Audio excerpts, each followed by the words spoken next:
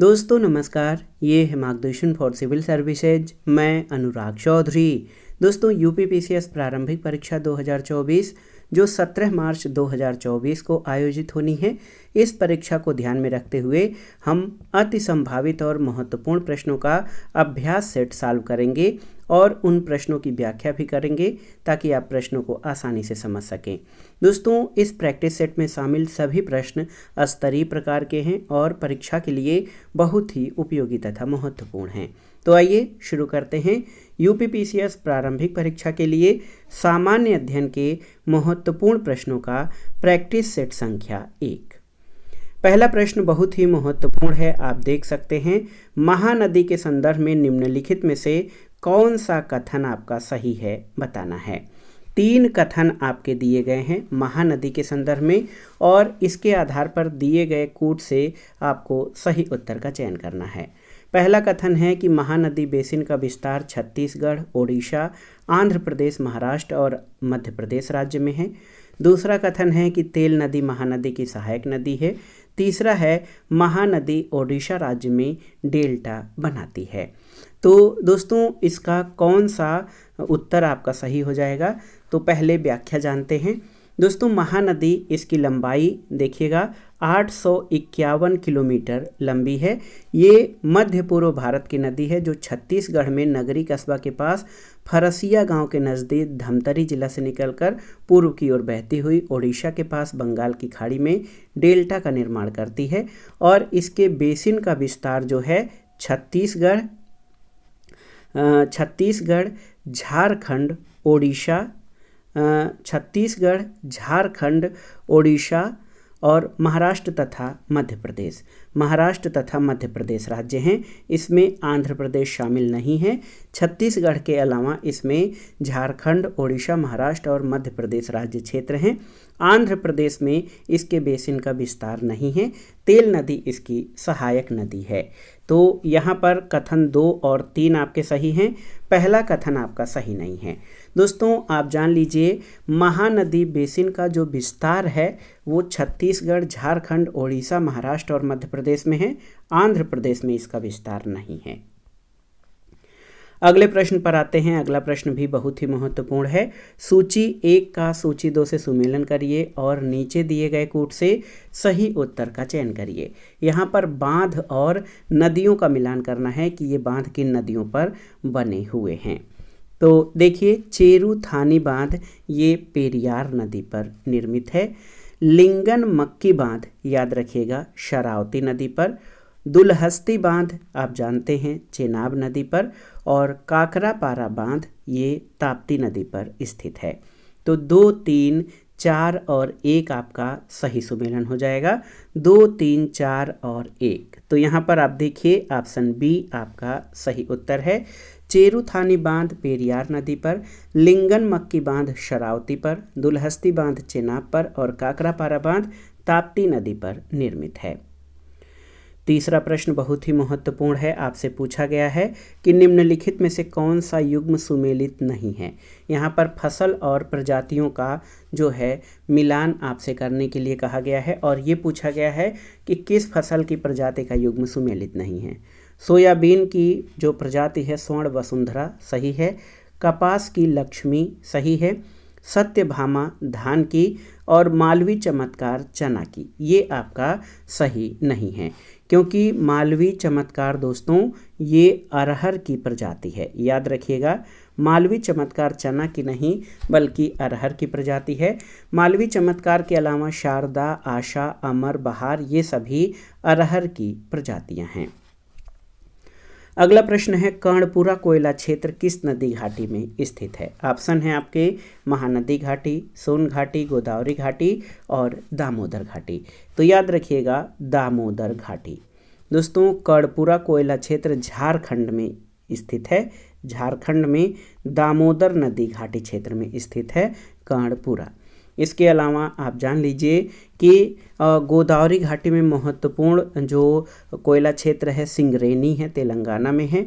और सोन घाटी में महत्वपूर्ण कोयला क्षेत्र सिंगरौली मध्य प्रदेश में और उत्तर प्रदेश के कुछ क्षेत्रों में विस्तृत है।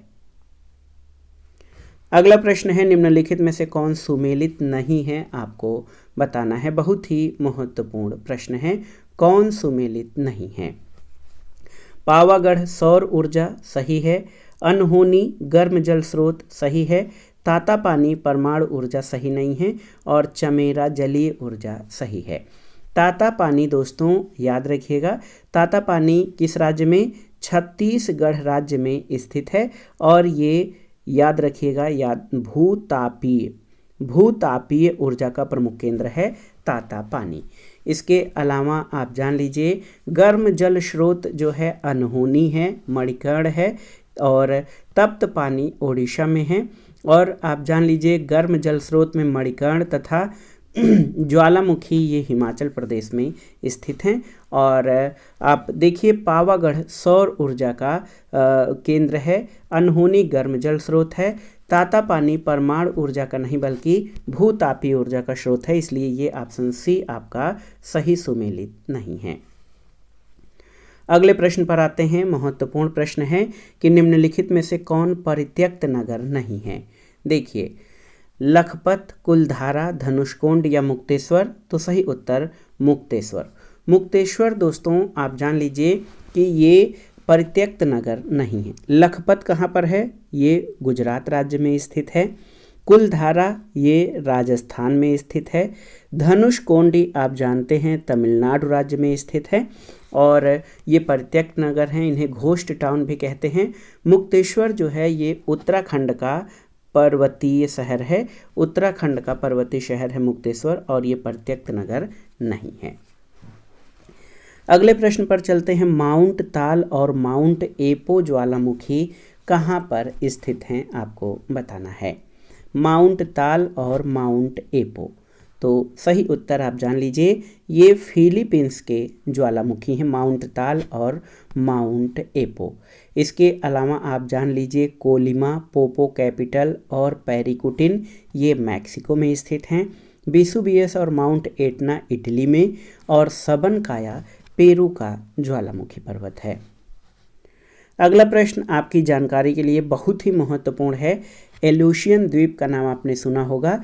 एल्यूशियन द्वीप पर किस देश का स्वामित्व है, आपको बताना है। रूस, डेनमार्क, नॉर्वे या फिर यूएसए, तो सही उत्तर है यूएसए का। याद रखिएगा, संयुक्त राज्य अमेरिका का स्वामित्व है एल्यूशियन द्वीप पर। और आप जान लीजिए कि एल्यूशियन द्वीप जो है इस पर अमेरिका का स्वामित्व है। ग्रीनलैंड पर याद आपके जानकारी के लिए, ग्रीनलैंड पर डेनमार्क का स्वामित्व है। अगला प्रश्न है, आसान सा प्रश्न है, कई बार परीक्षाओं में पूछा भी गया है कि जापान की राजधानी टोक्यो किस द्वीप पर स्थित है, आपको बताना है। तो ये है होन्शु द्वीप। याद रखिएगा, जापान की राजधानी टोक्यो जापान के सबसे बड़े द्वीप होन्शु पर स्थित है। और आप जान लीजिए, होन्शु जो है ये जापान का सबसे बड़ा द्वीप है। और एक प्रश्न और पूछा जाता है कि जापान मुख्यतः कितने द्वीपों का समूह है, और उत्तर से दक्षिण की ओर इनका क्रम भी बताना होता है। तो आप देखिए, जापान जो है 4 मुख्य द्वीपों का समूह है। उत्तर से दक्षिण इसका क्रम, सबसे उत्तर में होकाइडो, उसके बाद होन्शु, फिर शोकोकु और क्यूशु। तो आप जान लीजिए, होन्शु द्वीप पर जापान की राजधानी टोक्यो स्थित है। अगला प्रश्न है, निम्नलिखित में से कौन सा कथन सही नहीं है। 4 कथन आपके दिए गए हैं, आपको बताना है कि कौन सा सही नहीं है। देखिए, पहला कथन है, थाईलैंड, इंडोनेशिया और वियतनाम रबर के प्रमुख उत्पादक देश हैं, सही है। ब्राज़ील, वियतनाम और इंडोनेशिया कॉफ़ी के प्रमुख उत्पादक हैं, सही है। मोका कॉफ़ी ब्राज़ील में उगाई जाती है, सही नहीं है। और ब्राज़ील के कहवा बागानों को फजेंडा कहते हैं, सही है। तो मोका कॉफ़ी के बारे में जो स्पष्ट जानकारी है, मोका कॉफ़ी ब्राज़ील में नहीं बल्कि याद रखिएगा यमन में उगाई जाती है। मोका कॉफ़ी मोका बंदरगाह से निर्यात होने के कारण इसका नाम मोका पड़ा है। और शेष सभी कथन आपके सही हैं। वर्ष 23-24 के बजट के बारे में ये प्रश्न है।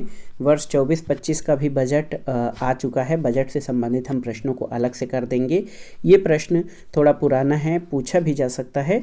23-24 का बजट कितनी प्राथमिकताओं पर केंद्रित है? तो याद रखिएगा 23-24 का बजट 7 प्राथमिकताओं पर केंद्रित है। भारत के 23-24 के बजट में उल्लिखित मिष्टी योजना का संबंध किससे है? तो ये तटीय पर्यावास से संबंधित है मिष्टी योजना। मिष्टी योजना जो है आप जान लीजिए तटीय पर्यावास और ठोस आमदनी के लिए मैंग्रोव पहल से संबंधित है। अगला प्रश्न है ग्लोबल इकोनॉमिक प्रॉस्पेक्ट्स यानी GEP रिपोर्ट किसके द्वारा जारी की जाती है? किस संस्था के द्वारा आपको बताना है? विश्व बैंक, अंतर्राष्ट्रीय मुद्रा कोष, विश्व आर्थिक मंच या संयुक्त राष्ट्र विकास कार्यक्रम। तो याद रखिएगा दोस्तों, ग्लोबल इकोनॉमिक प्रॉस्पेक्ट्स रिपोर्ट ये वर्ल्ड बैंक यानी विश्व बैंक के द्वारा जारी की जाती है। अगले प्रश्न पर आते हैं, निम्न युग्मों में से कौन सा सुमेलित नहीं है? कौन सा सही सुमेलित नहीं है आपको बताना है। इसमें वित्तीय संस्था और उनका स्थापना वर्ष आपसे पूछा गया है। भारतीय जीवन बीमा निगम 1960, भारतीय औद्योगिक वित्त निगम 1948, भारतीय स्टेट बैंक 1955, भारतीय औद्योगिक विकास बैंक IDBI 1964। तो याद रखिएगा दोस्तों, भारतीय जीवन बीमा निगम जो है इसकी स्थापना 1956 में हुई थी, न कि 1960 में। 1960 में LIC की स्थापना नहीं, 1956 में हुई थी। अन्य विकल्प आपके सही सुमेलित हैं केवल इसको छोड़कर। अगला प्रश्न प्राचीन भारत के इतिहास से संबंधित है। यहाँ पर आप देख सकते हैं, गौतम बुद्ध के बारे में सत्य कथनों पर विचार कीजिए और दिए गए कोड के आधार पर सही उत्तर का चयन करिए। इन्हें एशिया का ज्योतिपुंज यानी लाइट ऑफ एशिया कहा जाता है, सही है। बुद्ध के नैतिक और सिद्धांत संबंधित प्रवचन सुत्त पिटक में संकलित हैं, सही है। इन्होंने वैदिक धर्म को स्वीकार किया था, ये आपका सही नहीं है। तो गौतम बुद्ध के बारे में कथन 1 और 2 आपके सही हैं। ऑप्शन बी सही उत्तर हो जाएगा। बहुत ही महत्वपूर्ण प्रश्न है दोस्तों। गौतम बुद्ध को एशिया का ज्योतिपुंज कहा जाता है। एडविन एर्नाल्ड ने गौतम बुद्ध के जीवन पर आधारित पुस्तक द लाइट ऑफ एशिया की रचना की है और बुद्ध के नैतिक और सिद्धांत संबंधी प्रवचन सुत्त पिटक में संकलित हैं। बुद्ध ने वैदिक धर्म को स्वीकार नहीं बल्कि अस्वीकार किया था। अगले प्रश्न पर आते हैं, ये भी बहुत ही महत्वपूर्ण प्रश्न है। महाभारत तथा पुराणों में मालिनी किसका प्राचीन नाम है आपको बताना है। प्रश्न बहुत ही महत्वपूर्ण है। महाभारत तथा पुराणों में मालिनी किसका प्राचीन नाम है? गिरिव्रज, इंद्रप्रस्थ, वैशाली या चंपा का? तो ये चंपा का पुराना नाम मालिनी है, याद रखिएगा। चंपा को महाभारत और पुराणों में मालिनी कहा गया है। चंपा अंग महाजनपद की राजधानी थी। चंपा जो है ये अंग महाजनपद की राजधानी थी और बिहार के वर्तमान भागलपुर और मुंगेर जिले अंग महाजनपद में शामिल थे। अगला प्रश्न है, कौन सा युग्म सही सुमेलित नहीं है आपको बताना है। बहुत ही महत्वपूर्ण प्रश्न है। शासक और अभिलेख का सुमेलन करना है। कनिष्क का अभिलेख रबतक है। स्कंदगुप्त से संबंधित है भीतरी अभिलेख। पुलकेशिन द्वितीय का ऐहोल अभिलेख। कुमारगुप्त प्रथम का तक्षशिला अभिलेख, ये सही सुमेलित नहीं है। दोस्तों, तक्षशिला अभिलेख का संबंध कुमारगुप्त प्रथम से न होकर पतिक, ये एक शासक है, पतिक से संबंधित था, न कि कुमारगुप्त से। अन्य अभिलेख आपके सही सुमेलित हैं। रबतक अभिलेख का संबंध कनिष्क से, भीतरी स्तंभ भीतरी अभिलेख का संबंध स्कंदगुप्त से और ऐहोल अभिलेख पुलकेशिन द्वितीय का है। तक्षशिला अभिलेख आप जान लीजिए कि पतिक से संबंधित है, कुमारगुप्त प्रथम से नहीं। अगला प्रश्न भी बहुत ही महत्वपूर्ण है। वह ग्रंथ जिसे तमिल साहित्य का बाइबिल कहा जाता है कौन सा है? तो ये ग्रंथ है कुरल। याद रखिएगा, कुरल दोस्तों, इसको तमिल साहित्य का बाइबिल और लघुवेद माना जाता है। इसे एक अन्य नाम मुप्पाल, याद रखिएगा, कुरल को मुप्पाल भी कहा जाता है। इसकी रचना तिरुवल्लुवर ने की थी। अगला प्रश्न है, किस संप्रदाय का केंद्र तमिलनाडु के तोताद्री में स्थित था आपको बताना है। ऑप्शन है रामानुज संप्रदाय, निम्बार्क संप्रदाय, महापुरुषीय संप्रदाय या महानुभाव संप्रदाय। तो सही उत्तर है तोताद्रि में रामानुज संप्रदाय का केंद्र था, जो कि तमिलनाडु में स्थित है। तोताद्रि को श्री संप्रदाय का प्रधान पीठ माना जाता है। इनका दार्शनिक सिद्धांत विशिष्टाद्वैतवाद है। तो रामानुज संप्रदाय का केंद्र तमिलनाडु के तोताद्रि में था, याद रखिएगा। अगला प्रश्न है निम्नलिखित में से कौन सा युग्म सही सुमेलित नहीं है। यहाँ पर 4 आपके इमारतें और उनके निर्माणकर्ताओं का नाम दिया गया है, इसमें से कौन से सही सुमेलित नहीं हैं। खैरुल मंजिल मस्जिद महामनगा ने बनवाया था, सही है। जहांगीरी महल का निर्माण अकबर ने कराया था, सही है। अटाला मस्जिद का निर्माण इब्राहिम शाह सरकी ने, और एतमादुद्दौला का मकबरा शाहजहां से संबंधित है, ये आपका सही नहीं है। क्यों? क्योंकि एतमादुद्दौला का मकबरा शाहजहां के समय में नहीं बल्कि जहांगीर के समय में बना था, इसलिए ऑप्शन डी आपका सही सुमेलित नहीं है। अगला प्रश्न है निम्नलिखित में से कौन सा कथन सही नहीं है, आपको बताना है। 4 कथन इसमें दिए गए हैं, कौन सा सही नहीं है। भारत में पहला चाय बागान 1835 में लगाया गया था, सही है। आसाम चाय कंपनी की स्थापना 1839 में हुई थी, सही है। भारत में पहली प्रयोगात्मक रेल लाइन 1849 में बिछा दी गई थी, सही है। और 1850 के बाद सिंचाई व्यवस्था का कार्य सैनिक बोर्ड की देखरेख में होता था, ये सही नहीं है। क्यों दोस्तों? 1850 के बाद नहीं बल्कि इसके पहले सिंचाई व्यवस्था का कार्य सैनिक बोर्ड की देखरेख में होता था। 1850 के आसपास ब्रिटिश भारत और उसके प्रांतों के स्तर पर लोक निर्माण विभाग की स्थापना हुई थी। शेष जो है आपके विकल्प सही हैं। अगला प्रश्न कथन और कारण से संबंधित है, बहुत ही महत्वपूर्ण प्रश्न है। नीचे 2 कथन दिए गए हैं, एक को कथन और दूसरे को कारण कहा गया है। इसके आधार पर आपको बताना है कि कौन सा सही है। कथन है सतारा जो है डलहौजी की राज्य हड़प नीति का शिकार होने वाला पहला राज्य था, बिल्कुल सही है। कारण है सतारा के राजा ने अंग्रेज रेजिडेंट से स्वीकृति बिना एक बालक को गोद ले लिया था, ये भी सही है। तो दोस्तों ए और आर दोनों सही है और आर ए की सही व्याख्या करता है। सतारा राज्य लॉर्ड डलहौजी की हड़प नीति का शिकार होने वाला पहला राज्य था, क्योंकि यहाँ के राजा ने अंग्रेज रेजिडेंट से स्वीकृति लिए बिना एक बालक को गोद लिया था। अगला प्रश्न है सूची 1 का सूची 2 से सुमेलन करिए और नीचे दिए गए कोड से सही उत्तर का चयन करिए। इसमें क्षेत्र और कलाकार का मिलान आपको करना है, ये बहुत ही महत्वपूर्ण है। देखिए, शास्त्रीय गायन से संबंधित हैं कुमार गंधर्व, सितार वादक देबू चौधरी हैं, वायलिन वादक कन्याकुमारी और सरोद वादक अली अकबर खां हैं। तो सीधे सीधे सुमेलन हो जाएगा, ऑप्शन ए आपका सही उत्तर है। एक बार जो कलाकार हैं उनकी विधाओं का फिर से देख लेते हैं। शास्त्रीय गायन से संबंधित हैं कुमार गंधर्व, सितार वादक हैं देबू चौधरी, कन्याकुमारी वायलिन वादक हैं और अली अकबर खां सरोद वादक हैं। ऑप्शन ए आपका सही उत्तर है। अगला प्रश्न बहुत ही महत्वपूर्ण है। इटली मैजनी की रचना द ड्यूटीज ऑफ मैन का अनुवाद लाला लाजपत राय ने किस भाषा में किया था। मैजनी जो है इटली के प्रमुख क्रांतिकारी थे और इसमें आपसे पूछा गया है कि मैजनी की रचना द ड्यूटीज ऑफ मैन का अनुवाद लाला लाजपत राय ने किस भाषा में किया था, पंजाबी, हिंदी, उर्दू या बंगाली में। तो सही उत्तर है उर्दू में, ऑप्शन सी। लाला लाजपत राय ने मैजनी की रचना द ड्यूटीज ऑफ मैन का उर्दू भाषा में अनुवाद किया था और लाला लाजपत राय ने मैजनी को अपना राजनीतिक गुरु माना था। अगला प्रश्न एक जिला एक उत्पाद यानी ODOP, 1 डिस्ट्रिक्ट 1 प्रोडक्ट। ODOP में कौन सा युग्म सुमेलित नहीं है। देखिए, बहुत ही महत्वपूर्ण प्रश्न है ये आपके लिए। बहराइच में गेहूं, डंठल, हस्तशिल्प और खाद्य प्रसंस्करण, पीलीभीत बांसुरी और काष्ठ उत्पाद, अयोध्या गुड़ और हाथरस केले के रेशे से बने उत्पाद। तो ये ऑप्शन डी आपका सुमेलित नहीं है। दोस्तों, एक जिला एक उत्पाद योजना के अनुरूप हाथरस जिले का चिन्हित उत्पाद जो है हींग है।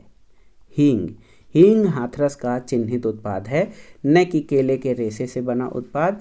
और केले के रेशे से बने उत्पाद कुशीनगर जिले का उत्पाद है ODOP योजना के संदर्भ में। अगला प्रश्न है मार मिट्टी। मार मिट्टी या मार मृदा उत्तर प्रदेश के किस क्षेत्र में पाई जाती है, आपको बताना है। पूर्वी क्षेत्र, पश्चिमी क्षेत्र, बुंदेलखंड या उपर्युक्त में से कोई नहीं। तो सही उत्तर बुंदेलखंड क्षेत्र में। मार मृदा उत्तर प्रदेश के बुंदेलखंड क्षेत्र में पाई जाती है। ऑप्शन सी आपका सही उत्तर है। और इस मिट्टी में चूना अधिक होता है। अगला प्रश्न है गंगा के मैदान को किस रूप में प्रदर्शित किया गया है या वर्णित किया गया है। पेडी प्लेन, पेनी प्लेन, जियोसिंक्लाइन या कास्ट प्लेन। किस रूप में गंगा के मैदान को वर्णित किया गया है, आपको बताना है। तो सही उत्तर है जियोसिंक्लाइन। आप जान लीजिए गंगा के मैदान को एक जियोसिंक्लाइन या भू अभिनीत गर्त के रूप में वर्णित किया गया है। इसका निर्माण मुख्य रूप से हिमालय पर्वतमाला निर्माण प्रक्रिया के तीसरे चरण में हुआ था। अगला प्रश्न है सूची 1 का सूची 2 से सुमेलन करिए और दिए गए कोड से सही उत्तर का चयन करिए। पहाड़ी और पर्वत और भारतीय राज्यों में अवस्थिति का मिलान इसमें करना है। बटेश्वर पहाड़ी तो ये भागलपुर बिहार में स्थित है। बेल्लारी गुड्डा, आप देखिए बेल्लारी गुड्डा जो है कर्नाटक में स्थित है। चिन श्रृंखला ये मणिपुर, म्यांमार से मणिपुर तक विस्तृत है चिन श्रृंखला। और धोसी पहाड़ी ये आप जान लीजिए धोसी पहाड़ी ये हरियाणा में महेंद्रगढ़ में स्थित है। तो सही सुमेलन हो जाएगा 3 4 2 1। तो यहाँ पर विकल्प आप देखिए 3 4 2 और 1, ऑप्शन डी इस प्रश्न का सही मिलान हो जाएगा। अगला प्रश्न है निम्नलिखित नदियों में से कौन एक यमुना की सहायक नदी नहीं है। बेतवा, चंबल, केन और रामगंगा में से। तो सही उत्तर रामगंगा। रामगंगा नदी यमुना की नहीं बल्कि गंगा की सहायक नदी है। याद रखिएगा रामगंगा ये गंगा की सहायक नदी है, न कि यमुना की। अगला प्रश्न है 2021 का Dada Saheb Phalke life time achievement award किसे दिया गया था।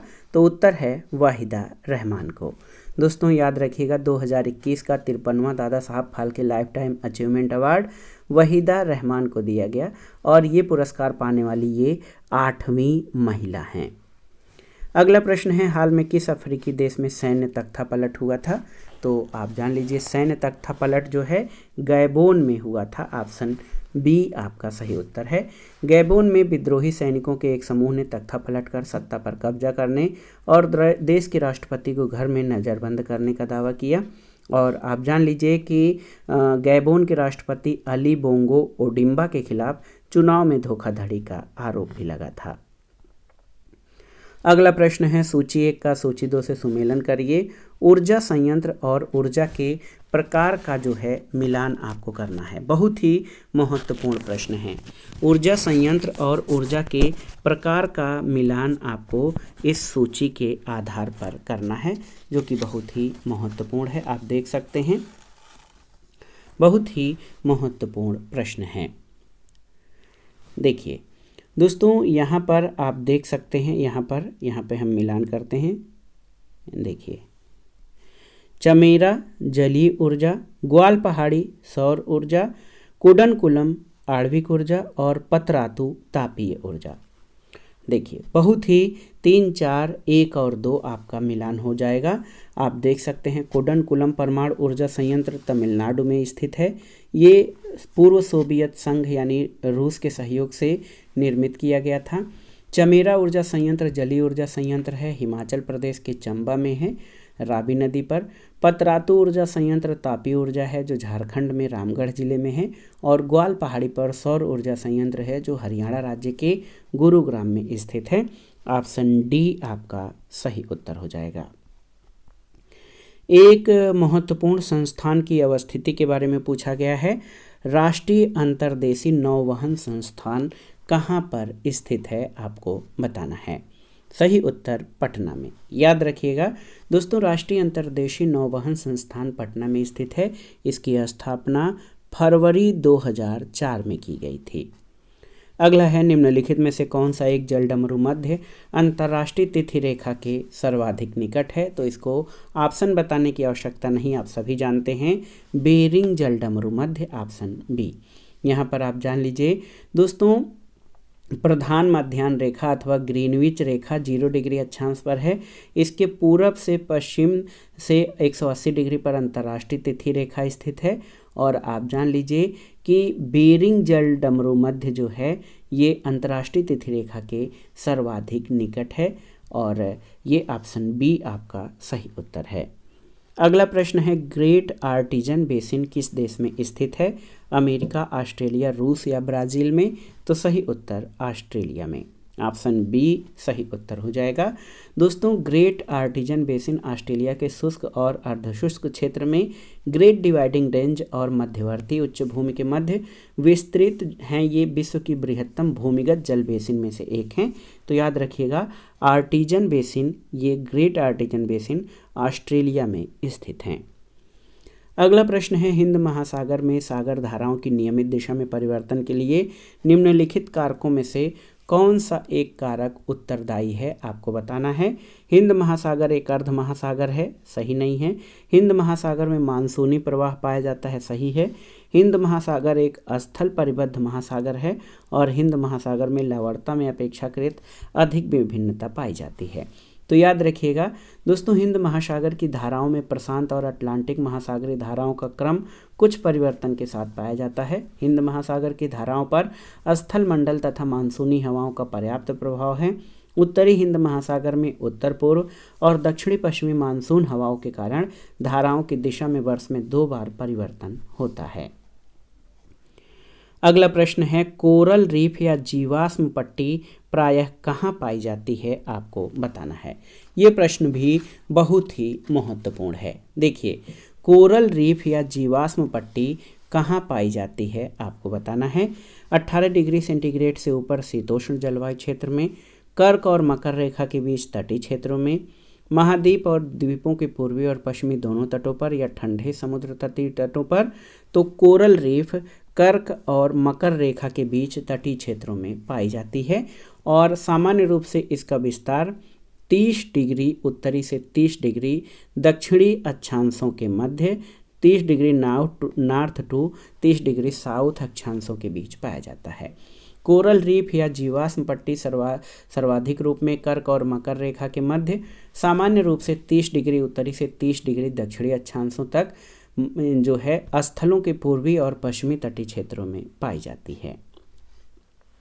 एक बहुत ही महत्वपूर्ण प्रश्न, वर्तमान विश्व में किस प्रजाति के सदस्यों की संख्या सर्वाधिक है? निग्रोइड, मंगोलायड, ऑस्ट्रेलाइड या काकेशियाई? आपको बताना है। बहुत ही महत्वपूर्ण प्रश्न है।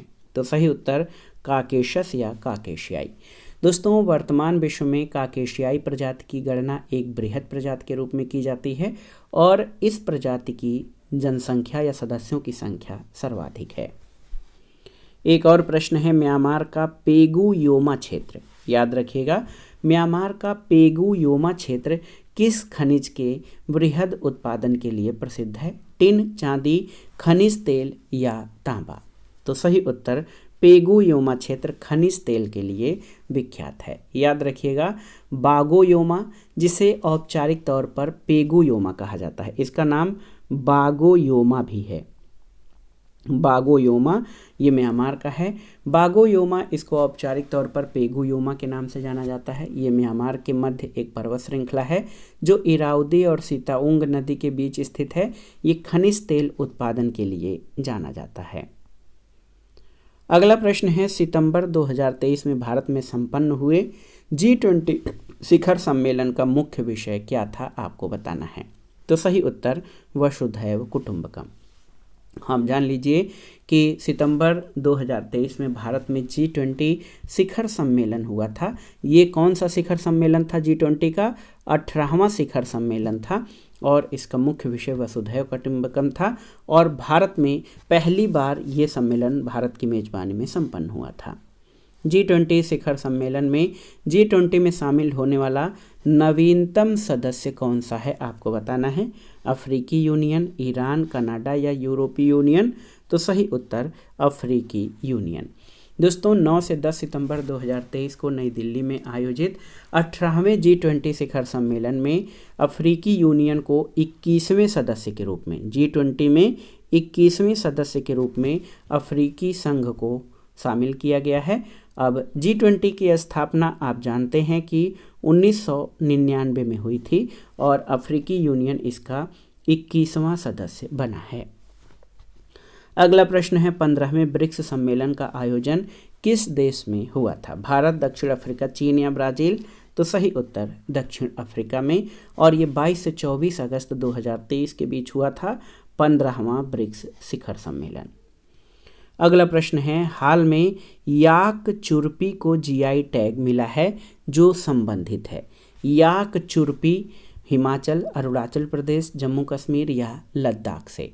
तो सही उत्तर अरुणाचल प्रदेश से। इसके बारे में और भी आप जान लीजिए कि याक चुरपी जो है अरुणाचली याक के दूध से तैयार खाद्य पदार्थ है। अरुणाचल प्रदेश के पश्चिम कामेंग और तवांग जिलों में पाई जाने वाली याक नस्ल के दूध से इसको बनाया जाता है याक चुरपी, और ये अरुणाचल प्रदेश से संबंधित है जिसको जियोग्राफिकल इंडिकेशन टैग मिला है। अगला प्रश्न है निम्नलिखित कृषि पद्धतियों पर विचार कीजिए। समोच्चवाद, अनुपद सस्यन और शून्य जुताई। वैश्विक जलवायु परिवर्तन के संदर्भ में कौन सी मृदा में कार्बन प्रच्छादन या कार्बन संग्रहण में कौन सी कृषि पद्धति सहायक है? कूट के आधार पर आपको बताना है। तो समोच्चवाद, अनुपद सस्यन और शून्य जुताई ये सभी जलवायु परिवर्तन के संदर्भ में मृदा में कार्बन प्रच्छादन या संग्रहण में सहायक हैं। ऑप्शन सी आपका सही उत्तर हो जाएगा। दोस्तों वैश्विक जलवायु परिवर्तन के संदर्भ में समोच्चवाद, अनुपद सस्यन और शून्य जुताई पद्धतियाँ मृदा में कार्बन प्रच्छादन संग्रहण में सहायक हैं।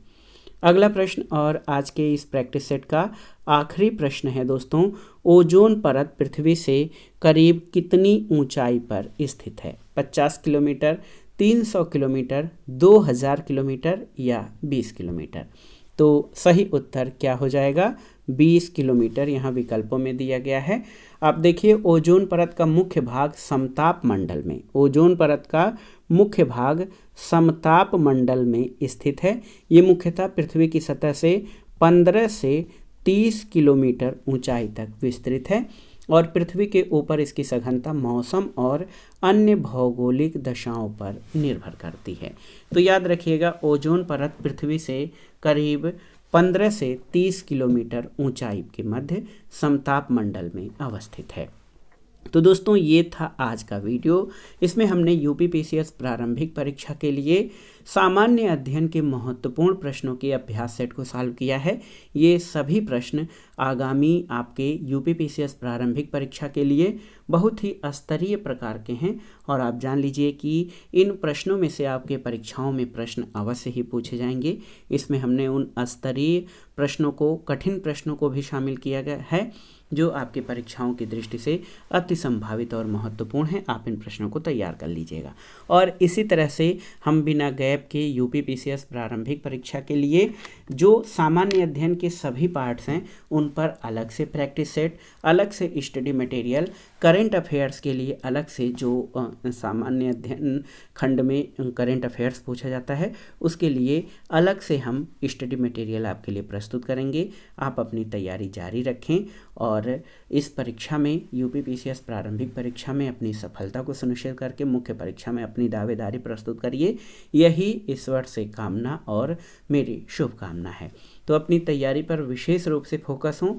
आज आरओ पेपर के बाद आपके पास मान के चलिए सीधे सीधे 1 महीने का समय है, तो इस समय को न गंवाइए। जो भी समय है उसमें थोड़ा सा शादी विवाह पार्टी आदि को छोड़ के अपने लक्ष्य पर केंद्रित होइए। समय एक एक पल बहुत ही महत्वपूर्ण है, इसको गंवाइए नहीं। आज जो भी साथी आरओ परीक्षा की आरओ परीक्षा में शामिल हुए हैं वो भी डिस्टर्ब ना हो, आज आराम कर लें। कल से रिफ्रेश होकर पीसीएस प्रारंभिक परीक्षा 2024 के लिए पूरे मनोयोग से लग जाएं। जो भी स्टडी मटेरियल और प्रैक्टिस सेट होगा हम आपको प्रस्तुत करेंगे। तो ये प्रैक्टिस सेट कैसा लगा हमें कमेंट बॉक्स में ज़रूर बताइएगा। वीडियो को लाइक करें, शेयर करें और इस चैनल मार्गदर्शन फॉर सिविल सर्विसेज को सब्सक्राइब करें। वीडियो देखने के लिए धन्यवाद दोस्तों, नमस्कार।